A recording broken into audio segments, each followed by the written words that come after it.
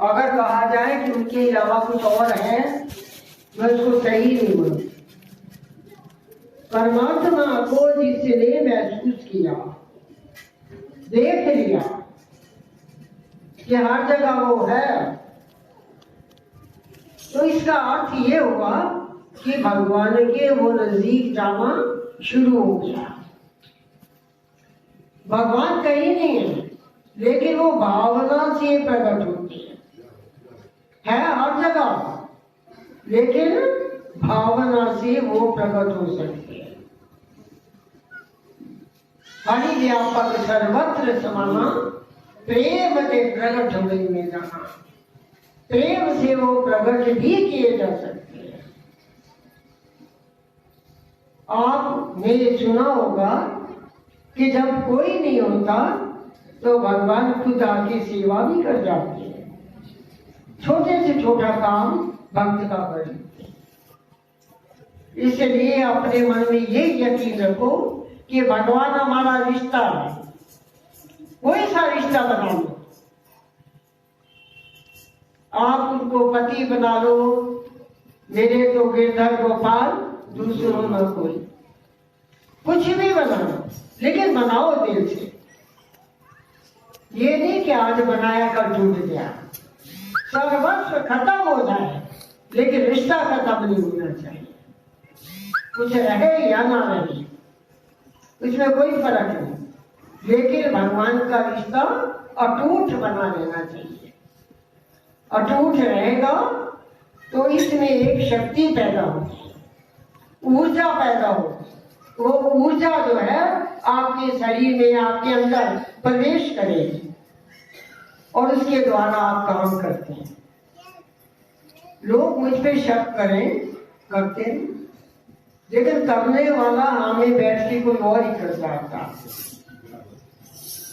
ये तो भगवान का विश्वास है। कुछ ऐसा हो जाता है और उसमें अगले की भावना, जब हमारा विश्वास कमजोर हो जाता है तो वो आदमी वैसे ही गिर जाता है। उसके लिए कोई भी उत्थान का कोई तरीका। उत्थान तब होता है जब व्यक्ति में प्रबल भावना और विश्वास हो, प्रबल। तो हमने देखा कि जो जो विश्वास बनता है, बढ़ता है, तो व्यक्ति का जो धीरज है, जो आत्मविश्वास है, वो भी कई गुना ज्यादा बढ़ जाता है। आदमी का विश्वास गिरता है, लेकिन उस गिरे को उठाना भगवान का काम है, और उठे हुए को गिराना इंसान का काम। इंसानों में 3 प्रकार की प्रकृति, सत्वगुण, रजोगुण और तमोगुण। और उसी में समझ लो कि मानव है और बीच वाला व्यक्ति जो कर्म भी करता है और भजन भी करता है, लेकिन तीसरा व्यक्ति भूत है। आप कहेंगे भूत क्यों कह दिया? क्योंकि तमोगुण है, उसने मारना, पीटना, करना, गलत सोचना और काम, क्रोध, लोभ, मोह, अहंकार ज्यादा होता है। क्रोध नहीं होना चाहिए, व्यक्ति को शांत रहना चाहिए। आपका कुछ बिगड़ता नहीं है, आप धीरे से बात सुने और धीरज में रहना सीखें। धीरज धर्म मित्र और नारी, आफत काल पर की चाहिए। मुसीबत के समय पता चलता है इसके अंदर ये चीजें कितनी मात्रा है। तो ये जब हमारी मात्रा बढ़ जाएगी तो हमारा जो अंतःकरण है वो साफ हो जाएगा। अब ये साफ जगह है, यहाँ पर बिछाया है, आप आके बैठे हैं। अगर यहाँ गंदगी पड़ी रहती तो सभी कहते ये करवा रहे हैं प्रोग्राम। पहले तो सफाई होती, फिर बिछावन होता है, बिछाया जाता है, उसके बाद जो आने वाले हैं उसमें विराम करो। जब साफ ही नहीं है, अब कूड़े के ढेर के ऊपर आप फूल सजा दो, गुलदस्ता रख दो, मैंने पहले भी कहा। वो बात बनती नहीं। ना तो आप फूलों की खुशबू का आनंद ले सकेंगे क्योंकि आपने कूड़े के ऊपर रखा है। जब भी किसी को कुछ मिलना चाहिए उसकी पहले गंदगी साफ होनी चाहिए। गंदी जगह पर आप कीमती अमूल्य वस्तुओं को मत बिखेरें। पहले अंतःकरण साफ होना चाहिए। जब अंतःकरण साफ हो जाए तो व्यक्ति में सब कुछ आ जाता है। धीरज भी, धर्म भी, मित्र भी, सब इसके अंदर आनंद पैदा हो जाता है। आनंद जब पैदा हो गया, उत्पन्न हो गया, तो मुझे धीरज के साथ जीना आ जाता है। उसमें विकार नहीं होते।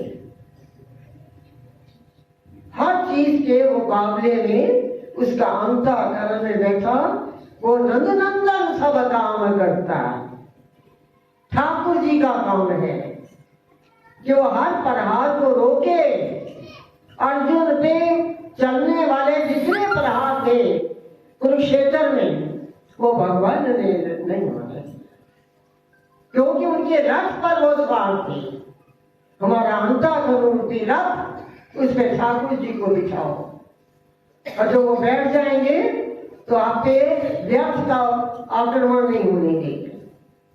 ये व्यर्थ के आक्रमण रुक जाएंगे। हम कितना गलत सोचते हैं, गलत चलते हैं, गलत कहते हैं, हमारे अपने पे कंट्रोल है नहीं। तो साफ जगह हो तो वहां पर भगवान विराजे। अंतःकरण साफ करो, प्रेम होना चाहिए। अगर 10-20 गाली कोई निकाल दे तब भी शांत रहो। तब समझो कि हमने संयम आ रहा है, हमें कंट्रोल है।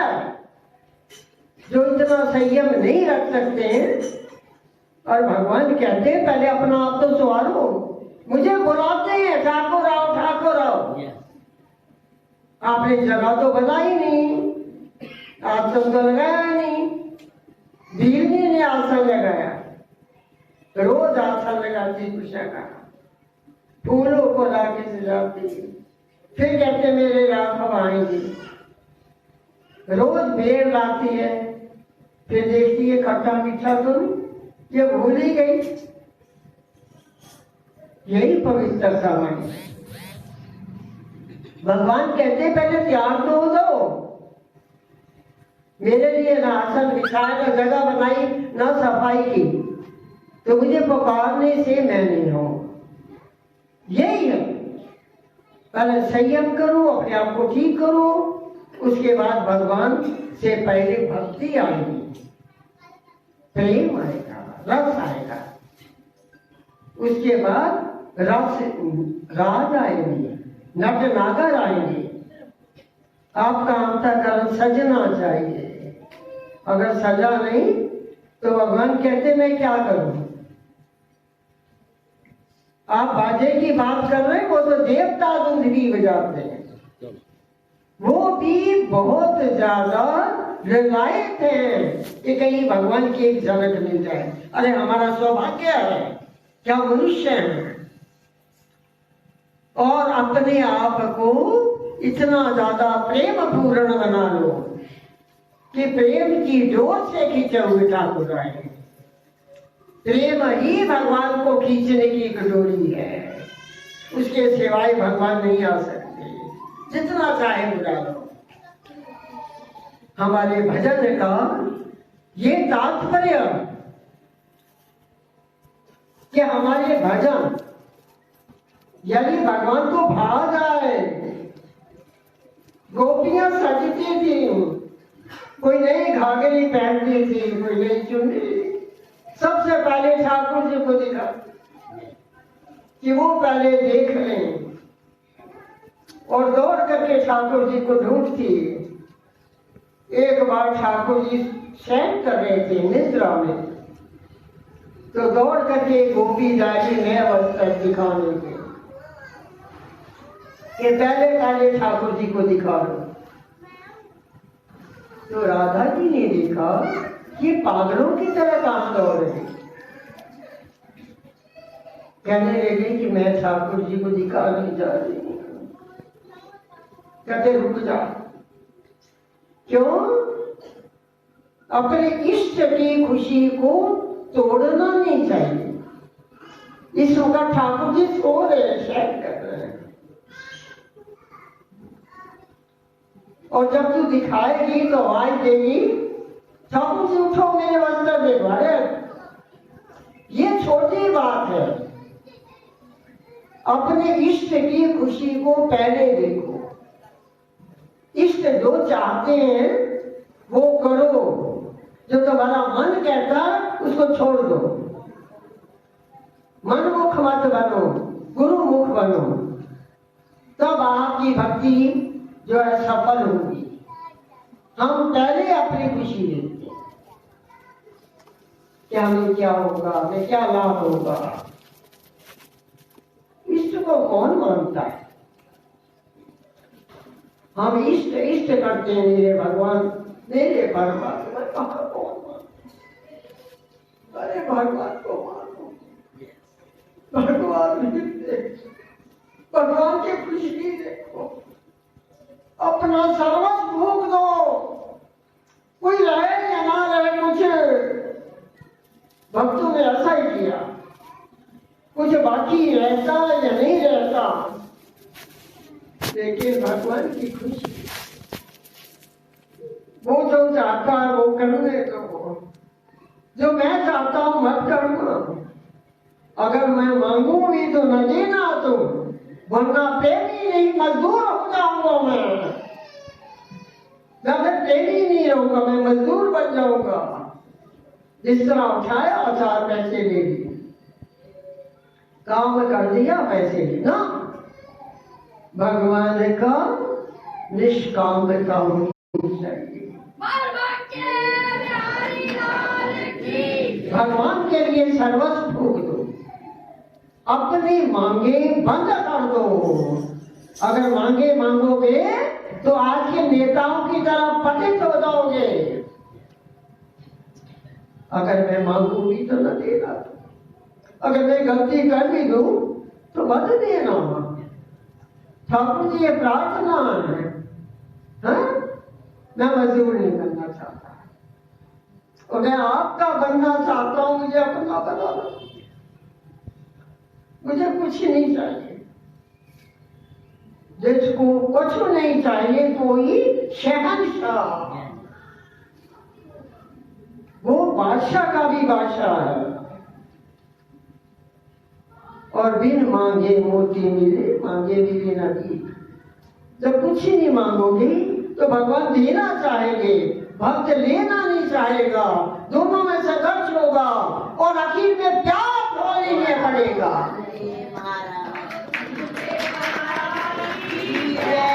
जब कोई मांग नहीं रहती है तब झोली में प्यार पड़ता है, भक्ति बढ़ती है। और जब ठाकुर जी देखते हैं किसने प्यार की हद कर दी तो भगवान उसकी झोली में पड़ जाओ। भगवान कहते तू मुझे ही दे दे, चल बात खत्म। और जिसके काबू में भगवान आ गए उसे और क्या चाहिए।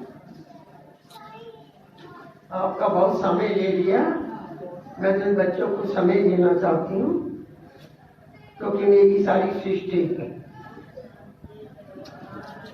वसुदेव कुटुंबकम, सारा विश्व मेरा परिवार है, कोई मेरा गैर नहीं है। जिसे देखती हूँ उसे देख करके मुझे लगता कि मेरी दिल की धड़कन है, प्रेम है, आनंद है। इसलिए मैं हमेशा कहती हूँ प्रेम प्रेम पे चलो, कुछ ना करो, हर एक दुश्मनियां ना बनाओ, विरोधी ना बनो किसी।